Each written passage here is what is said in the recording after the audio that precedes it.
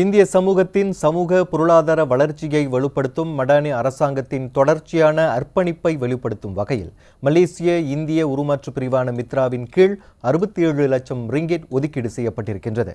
இந்நிதி Madani tuition, உயர்வு மடானி மற்றும் தர்ம மடானி ஆகிய 3 திட்டங்களுக்காக ஒதுக்கப்பட்டுள்ளதாக மனிதவள அமைச்சர் டத்துஸ்ரீ ரமணன் ராமகிருஷ்ணன் தெரிவித்தார்.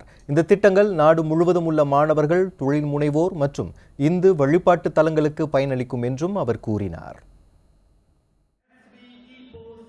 இந்திய தொழில் முனைவோருக்காக உயர்வு மடானி திட்டத்திற்கு 30,50,000 ரிங்கிட் ஒதுக்கீடு செய்யப்பட்டிருக்கின்றது. இத்திட்டத்திற்கு விண்ணப்பம் செய்து தகுதி பெறாதவர்கள் மனம் தளர வேண்டாம் என்று கூறிய ரமணன் ராமகிருஷ்ணன் அடுத்த கட்டத்திற்கு உதவிகள் வழங்க தயாராக இருப்பதாகவும் குறிப்பிட்டார்.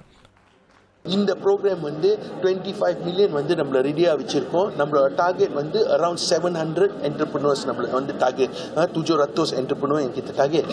சில பேர் இந்த உயர்வு மடானி அவங்க அப்ளை பண்ணியிருக்காங்க. ஆனால் அந்த அப்ளிகேஷனில் சில டாக்குமெண்ட்ஸ் எல்லாம் இல்லை. இப்போ தான் நம்மளோட கேபி ரவீந்திர நாயர் என்கிட்ட சொல்லியிருக்காங்க. ஆனால் டோன்ட் வரி, கவலை விடுங்க, நீங்களும் ரெண்டாவது சீரியில் நீங்கள் திருப்பி அப்ளிகேஷன் போடலாம். இதனிடையே SPM மற்றும் STPM மாணவர்கள் தங்களை தேர்வுகளுக்கு தயார்படுத்திக் கொள்ளும் விதமாக மடானி டியூஷன் திட்டம் உருவாக்கப்பட்டுள்ளது.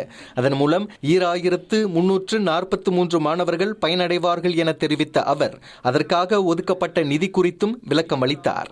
அத்துடன் தர்மா மடானி திட்டத்தின் கீழ் 52 கோவில்களுக்கு வழங்கப்பட்ட நிதி தொடர்பான விவரங்களையும் அவர் விவரித்தார். நம்மளோட டியூஷன் ப்ரோக்ராம் டியூஷன் மடானி இன்னைக்கு 28 டியூஷன் சென்டருக்கு நம்மள 2.63 மில்லியன் நம்மள கொடுத்துருக்கோம். இன்னொன்று நம்மளோட தர்மா மடானி ப்ரோக்ராம் இது 4வது சீரி இன்னைக்கு 52 கோயிலுக்கு நம்மள 1.4 மில்லியன் நம்மள கொடுத்துருக்கோம். ஸோ டோட்டல் 676 கோயிலுக்கு டெம்பிளுக்கு நம்மள கொடுத்துருக்கோம்.